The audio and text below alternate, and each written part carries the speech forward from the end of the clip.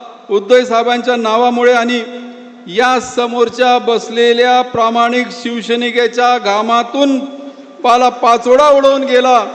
म्हणून झाड कधी संपत नाही, मूळ अजूनही घट्ट आहे आणि ती मुळं म्हणजे माझे निष्ठावंत शिवसैनिक आहेत। उद्धव साहेब, मी आपल्याला शब्द देतो, कितीही गद्दार गेले तरी आमचे निष्ठावंत कार्यकर्ते डगमगले नाही, उलट आमचा स्वाभिमान अधिक जागा झाला आहे। आमचे संघटक, आमचे जिल्हा प्रमुख, तालुका प्रमुख आणि प्रत्येक बूथवरील शिवसैनिक आजही दुटप्पीने कामाला लागला आहे। शिवसेना हा नेत्यावर चालणारा पक्ष नाही, तो तुमच्या आमच्या सामान्य कार्यकर्त्याच्या रक्तावर आणि निष्ठेवर चालणारा पक्ष आहे। यवतमाळचा शिवसैनिक हा बाळासाहेबाचा विचाराचा पाईक आहे, तो विकला जाणारा नाही। आपण जी पुढील दिशा द्याल त्या दिशेने या यवतमाळचा बालेकिल्ला अधिक मजबूत करण्यासाठी आमचा प्रत्येक संघटक सज्ज आहे। बांधवांनो, आज यवतमाळ जिल्हा हा शेतकऱ्यांचा आत्महत्येचा जिल्हा म्हणून ओळखला जातो। ही या महाराष्ट्राची शोकांतिका आहे। आजचा शेतकरी संकटात आहे।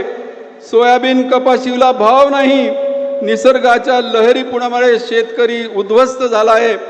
पण यामध्ये सरकारला आणि गद्दारांना शेतकऱ्यांच्या अश्रूची किंमत नाही, त्यांना फक्त स्वतःच्या खुर्च्या आणि खोके वाचवायचे आहे। शेतकऱ्यांचे खरे अश्रू कोणी पुसले असतील तर ते मुख्यमंत्री असताना आदरणीय उद्धव साहेबांनी महात्मा ज्योतिबा फुले शेतकरी कर्जमुक्ती आणून शेतकऱ्याची कर्जमुक्ती कोणी केली असेल तर ती साहेबांनी केली आहे।